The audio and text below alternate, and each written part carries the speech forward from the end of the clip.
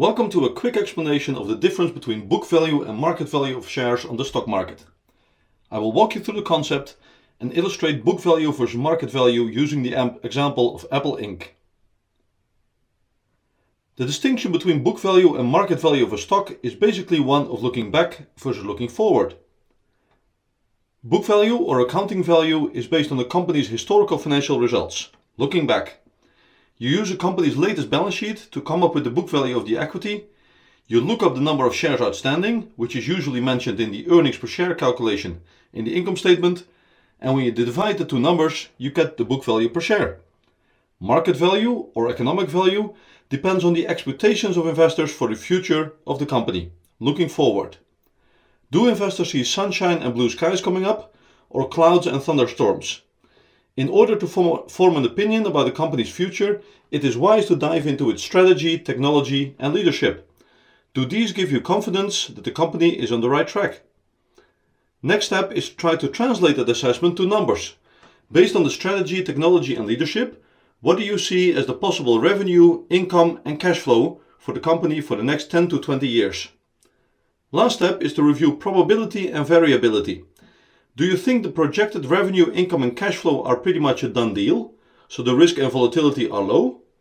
Or is there a wide range of both positive and negative scenarios, so the risk and volatility are high?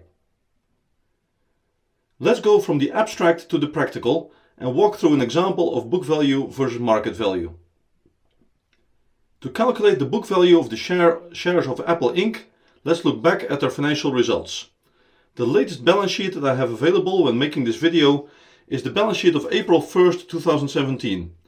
Apple had assets of $335 billion and liabilities plus equity of $335 billion.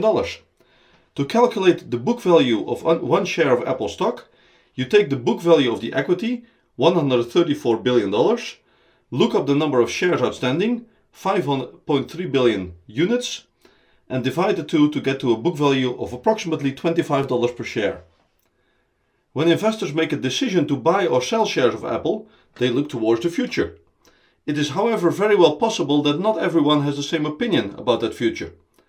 The share price in early June 2017 is around $150. This means that some investors are ready to buy the share at $150 as they believe the future is bright and $150 per share is a good price to buy.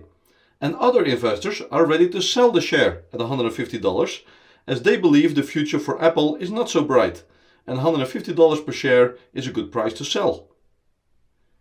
Now that we have both the book value per share as well as the market value per share, we can calculate the price to book ratio, which is sometimes called the market to book ratio. This is simply the market value divided by the book value. In the case of Apple, $150 per share market value divided by $25 per share book value, which gets you to a price to book ratio of 6. Does this number mean anything? Should you take action to buy or sell shares based on the price to book ratio?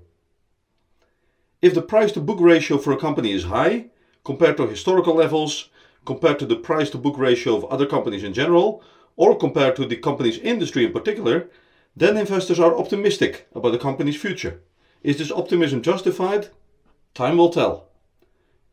If the price to book ratio for a company is low, compared to historical levels, compared to the price to book ratio of other companies in general, or compared to the company's industry in particular, then investors are pessimistic about the company's future. Is this pessimism justified? Time will tell. The most interesting situation is when the price to book ratio is below 1, which means that the market price that the stock is trading at is below the book value. This could mean that bad news is on the way. For example, upcoming write-offs of balance sheet items like goodwill of unsuccessful acquisitions, closure of sites due to overcapacity, or write-offs of uncollectible receivables, which would reduce the book value and return the price to book ratio to 1 or higher. It could also mean that other investors have not spotted that there's a bargain here, as they are trading a share for a price below what that share is worth on paper. In that case, the demand from investors spotting the bargain should drive up the price and return the price to book ratio to 1 or higher. Time will tell. As you can probably judge from my commentary here, I don't really use the price to book ratio as one of my main criteria in making stock market investment decisions. Speaking of the stock market, I have a lot of material available on the Finance Storyteller YouTube channel to explain what key financial terms mean and how to use them. I hope this can enable you to make better investment decisions.